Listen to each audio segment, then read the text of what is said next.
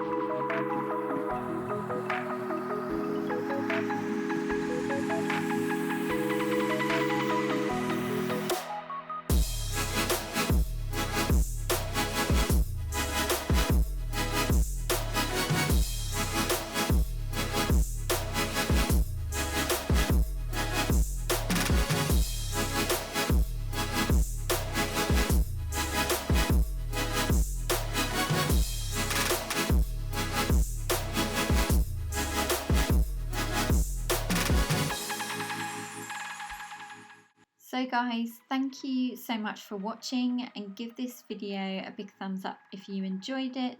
Don't forget to subscribe if you haven't already. I'd love to have you as part of the PBB community, and I will look forward to seeing you in my next video. Take care guys, bye!